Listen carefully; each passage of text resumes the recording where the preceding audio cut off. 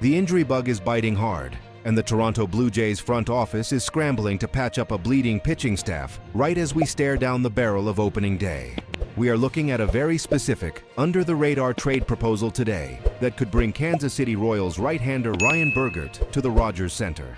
With multiple arms going down and the reality of the AL East battle looming over us, Ross Atkins and the front office are being forced to look at the waiver wire and trade block with a magnifying glass. You cannot survive the American League East with a depleted pitching staff, and right now, the depth chart is flashing red. Let's look at the reality of our strategic outlook. The rotation and the bullpen are the engines of any postseason push. When you have guys dealing with dead arm, tweaks, and strains in camp, the pressure immediately shifts to the top of the rotation. Kevin Gausman cannot pitch every single day. Jose Berrios and Chris Bassett need a reliable bridge to the back end of the bullpen. When the middle innings get exposed, it doesn't matter if Vladdy Jr. and George Springer are hitting the cover off the ball. You will lose 6 out of 5 baseball games in this division.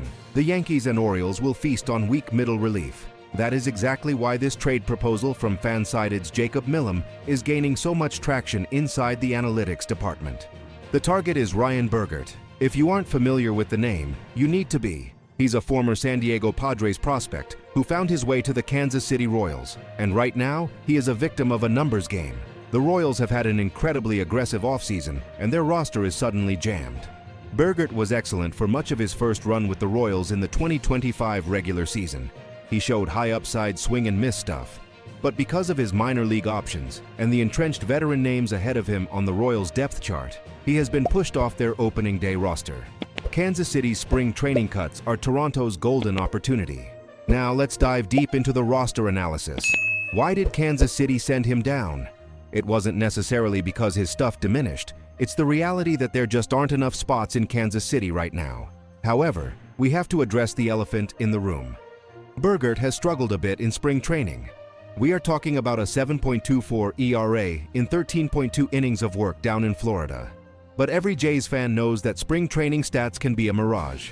Pitchers are working on new grips, adjusting their mechanics, and pitching in high-wind environments. What the Blue Jays scouting department is looking at is his 2025 regular season data. The spin rates, the extension, the way his fastball plays at the top of the zone. Looking at the roster moves today, if the Blue Jays acquire Bergert, he doesn't necessarily have to be thrust into high-leverage situations at the Rogers Center on day one. Because he has options, the Blue Jays can send him to the Buffalo Bisons. This is crucial. The Buffalo Bisons' rotation and bullpen need high upside depth. You stash Bergert in AAA, let Pete Walker and the pitching lab work with him to iron out whatever mechanical flaw caused that 7.24 spring training ERA, and you have a bullet in the chamber for when the inevitable mid-season injuries strike. Prospect Watch isn't just about 19-year-olds in Single A, it's about 40-man roster depth guys who can give you 40 to 50 crucial innings in a pennant race. Let's take the fan sentiment and media pulse right now. If you turn on Sportsnet or TSN today, the panic meter regarding the Blue Jays' pitching depth is slowly creeping up. The media knows that this team's ceiling is dictated by run prevention. On Twitter and X, Blue Jays Nation is practically begging the front office to make a move. There is a lingering frustration in the air that the team hasn't done enough to insulate the pitching staff against these exact types of spring injuries. Fans are tired of seeing AWA pitchers getting shelled in May and June. Bringing in a guy like Bergert, who has actual major league upside and a proven track record from 2025, signals to the fan base that the front office is actively trying to raise the floor of this pitching staff.